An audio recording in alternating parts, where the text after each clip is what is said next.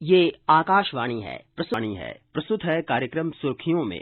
इसके अंतर्गत सुनिए मानवाधिकार दिवस पर राष्ट्रीय मानवाधिकार आयोग के सदस्य राजीव जैन के साथ आकाशवाणी संवाददाता कमल कुमार प्रजापति की बातचीत। हर साल 10 दिसंबर का दिन मानवाधिकार दिवस के तौर पर मनाया जाता है और हमारे श्रोता जानते ही हैं कि भारत में मानवाधिकारों की सुरक्षा के लिए राष्ट्रीय मानवाधिकार आयोग काम करता है। मिस्टर जैन, मानवाधिकार दिवस को मनाने के पीछे क्या सोच है और भारत में मानवाधिकारों की सुरक्षा के लिए जिस तरह से राष्ट्रीय मानवाधिकार आयोग काम करता है, तो किन उद्देश्यों को लेकर इसकी स्थापना की गई थी? 1948 में universal declaration of human rights ये यूनाइटेड नेशंस ने अडॉप्ट किए थे। ये 10 दिसंबर को अडॉप्ट किए थे और उसमें ये कहा गया था कि कुछ मानव अधिकार हैं जो संसार के प्रत्येक मानव को उपलब्ध है, जैसे right to liberty, right to dignified living इत्यादि। और 2 साल उपरांत यह निर्णय लिया गया यूनाइटेड नेशंस के जनरल असेंबली में कि 10 दिसंबर जिस दिन ये यूनिवर्सल डिक्लेरेशन एक्सेप्ट किए गए हैं, उस 10 दिसंबर को ह्यूमन राइट्स दिवस के रूप में मनाया जाएगा। भारत में इस आशय का अधिनियम 1993 में पारित किया गया। मानवाधिकार संरक्षण अधिनियम 1993 से नेशनल ह्यूमन राइट्स कमीशन कार्यरत है। इसके साथ ही साथ प्रत्येक प्रदेश में करीब 26 जगह स्टेट ह्यूमन राइट्स कमीशन भी कार्यरत हैं। ये सभी प्रकार के ह्यूमन राइट्स मानव अधिकार के संरक्षण हेतु एवं प्रचार हेतु संलग्न है। इनमें मानव अधिकार बच्चों से रिलेटेड हो सकते हैं, महिलाओं से, या अनुसूचित जाति जनजाति, या किसी भी अन्य प्रकार से पीड़ित व्यक्ति हो, जैसे फेक एनकाउंटर में मृत्यु होती है, उसका कस्टोडियल इश्यूज होते हैं, उनसे रिलेटेड। जहां किसी मानव अधिकार का हनन होता है तो ह्यूमन राइट्स कमीशन नेशनल या स्टेट लेवल पर इनको कंप्लेंट दी जा सकती है। मिस्टर जैन, जैसा कि आपने बताया कि मानव अधिकारों का उल्लंघन होने पर राष्ट्रीय मानव अधिकार आयोग तक अपनी शिकायत दर्ज की जा सकती है, लेकिन हमारे श्रोता ये भी आपसे जानना चाहेंगे कि अगर कोई व्यक्ति किसी तरह आयोग से अपने मसलों को सुलझाना चाहे और आयोग तक अपनी पहुंच सुनिश्चित करना चाहे, वो कैसे कर सकता है? इसके कई तरीके हैं।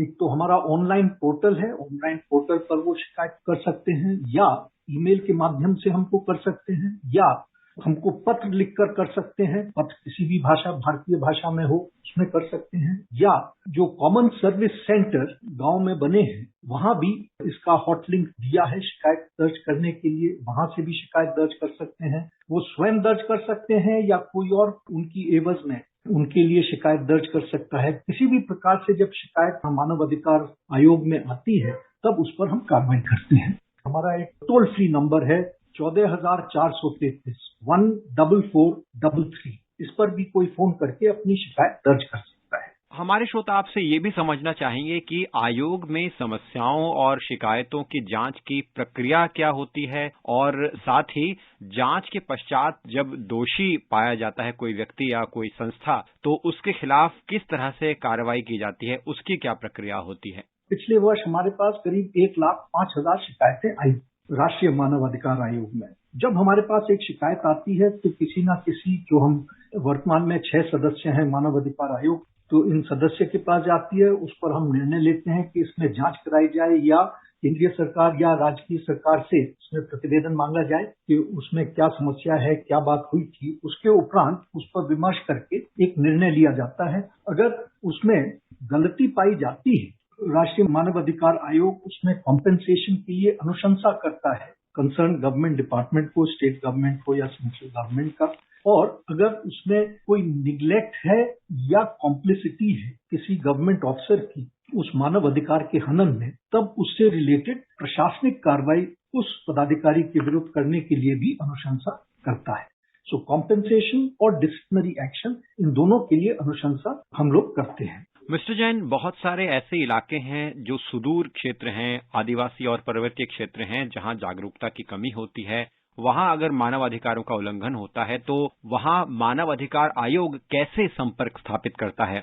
कई एनजीओज हैं और ह्यूमन राइट्स डिफेंडर हैं। इस एरिया में उनका योगदान बहुत महत्वपूर्ण हो जाता है, क्योंकि उनके माध्यम से भी हमारे पास शिकायत आती है तो हम उसका संज्ञान ले सकते हैं। इसके अलावा जो दूर दराज इलाके हैं, कई बार हम लोग भी वहाँ विजिट करते हैं। हम अगले हफ्ते गुवाहाटी और शिलोंग जा रहे हैं, वहीं कैंप सिटिंग करेंगे और कैंप सिटिंग में हमने उसका प्रचार भी कर दिया है, एडवर्टाइज भी कर दिया है और कुछ जो शिकायतें हमारे पास पहले से दर्ज थी उन कॉम्प्लेनेंट्स को हमने सूचित कर दिया है कि वहीं हम पब्लिक हियरिंग उन विषयों पर करेंगे। सो ये भी एक माध्यम है जिससे दूर दराज इलाके के लोगों की शिकायतें हमारे समक्ष आए। यदि किसी व्यक्ति को कानूनी सहायता की आवश्यकता है तो उसके लिए मानवाधिकार आयोग की भी क्या इसमें कोई भूमिका होती है कानूनी सहायता के लिए? कानूनी सहायता के लिए दूसरा अधिनियम है, नेशनल लीगल सर्विस अथॉरिटी है, स्टेट लीगल सर्विस अथॉरिटी है। हमारा उसमें योगदान इतना नहीं है, कुछ आंशिक स्तर पर है। जैसे अभी हाल में हमारी बातचीत चल रही है स्टेट लीगल सर्विस अथॉरिटी के साथ और प्रिजन अथॉरिटी के साथ एक प्रदेश में कि हम वहाँ लीगल इंटर्न्स को लें और वो डिस्ट्रिक्ट लीगल सर्विस अथॉरिटी के साथ प्रिजन के लोगों को लीगल सर्विस प्रदान करें। हमारा मकसद उसमें ये है कि वो बच्चे जो लॉ पढ़ रहे हैं, जो इंटर्न्स हैं, उनको थोड़ा मानव अधिकार के बारे में जानकारी हासिल हो।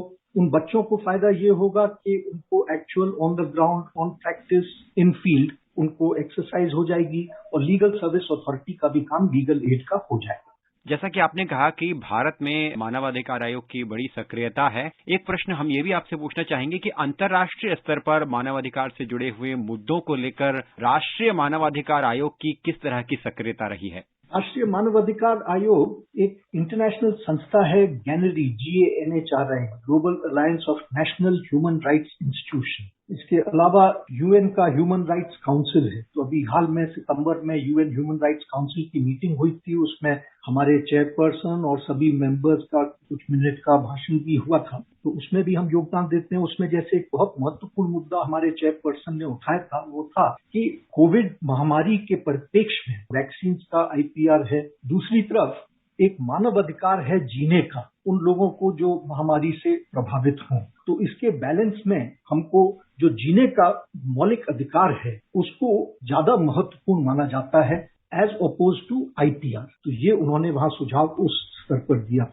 तो इस प्रकार से हमारा संपर्क उस इंटरनेशनल ह्यूमन राइट्स इंस्टीट्यूशन से रहता है। उनकी मीटिंग्स में हम लोग पार्टिसिपेट करते हैं, उन इश्यूज पर विमर्श करते हैं। मिस्टर जैन, अभी कोविड महामारी का जिक्र किया तो हम आपसे ये भी जानना चाहेंगे कि कोविड महामारी के दौरान राष्ट्रीय मानवाधिकार आयोग की क्या सक्रियता रही, क्या उपलब्धि रही और किस तरह से इस दौरान राष्ट्रीय मानवाधिकार आयोग ने काम किया, उस पर आप कुछ दृष्टि डालें। कोविड महामारी के दौरान हमने करीब एडवाइजरीज गवर्नमेंट को विभिन्न मुद्दों पर इशू करी, जैसे माइग्रेंट लेबर के मुद्दे पर या बच्चों के अधिकारों की सुरक्षा हेतु या बंधुआ मजदूरों के अधिकारों के संरक्षण के लिए या राइट टू हेल्थ उस विषय पर। तो इस प्रकार से अन्य और विषयों पर भी हमने एडवाइजरीज केंद्रीय सरकार को जारी करी है। अपने मानवाधिकारों को लेकर अक्सर हम देखते हैं कि लोग कई बार जागरूक नहीं होते हैं, तो इसके लिए राष्ट्रीय मानवाधिकार क्या कोई जागरूकता के कार्यक्रम चलाता है? किस तरह के अभियान और कार्यक्रम चलाए जाते हैं, उसके बारे में अगर आप बता सकें। इस अधिनियम के तहत आयोग की जिम्मेदारी मानवाधिकार के प्रचार के लिए भी है। हम इसमें कई कार्रवाइयां करते हैं, जैसे थ्रू आउट द ईयर हम लोग हर प्रत्येक माह में एक बार हम लीगल इंटर्न्स की एक इंटर्नशिप अपने यहाँ करते हैं, उनको मानवाधिकार से उनके बारे में बताते हैं। इसके अलावा CAPX और पुलिस के लिए हमने राष्ट्रीय स्तर पर एक डिबेट प्रत्येक वर्ष करते हैं। इसके अलावा प्रत्येक वर्ष एक राष्ट्रीय प्रतियोगिता करते हैं जिसमें शॉर्ट फिल्म्स के लिए वो होता है। अभी हाल में वो हमने करा था पिछले माह में, उसमें 190 हमारे पास प्रतियोगियों ने उसमें भाग लिया। कुछ लोगों ने तो मोबाइल फोन से अपने फिल्में बनाई थी। फिर हमारा संबंध NSS और नेहरू युवा केंद्र के साथ भी है, उनके साथ भी हम इंटर्नशिप और वर्कशॉप्स करते हैं। कई जगहों पर विजिट्स होती हैं और कुछ जगह पर कैंप्स लगते हैं। इसके अलावा पब्लिकेशंस हमारे होते हैं सोशल मीडिया पर, ट्विटर पर पीरियोडिकली हम लोग क्या कार्रवाई करते हैं उसके बारे में जिक्र करते हैं। कुछ जो बुकलेट्स पब्लिक को समझाने के लिए बनाई हैं वो उसका प्रचार सोशल मीडिया के माध्यम से करते हैं। तो अलग अलग तरीके से हम लोग मानव अधिकार का प्रचार करते हैं। मिस्टर जैन, आकाशवाणी समाचार से जुड़ने के लिए आपका बहुत बहुत धन्यवाद। आपका भी बहुत बहुत धन्यवाद। अभी आप सुन रहे थे मानवाधिकार दिवस पर राष्ट्रीय मानवाधिकार आयोग के सदस्य राजीव जैन के साथ आकाशवाणी संवाददाता कमल कुमार प्रजापति की बातचीत। ये कार्यक्रम आकाशवाणी के समाचार सेवा प्रभाग द्वारा प्रस्तुत किया गया। इसे आप हमारे mobile app news on AIR और YouTube channel news on AIR official पर भी सुन सकते हैं। इस कार्यक्रम के संबंध में अपनी प्रतिक्रिया आप हमें ईमेल कर सकते हैं। पता है airnsdtalks@gmail.com। ये कार्यक्रम फिर से सुनने के लिए लॉग ऑन करें हमारी वेबसाइट newsonair.nic.in।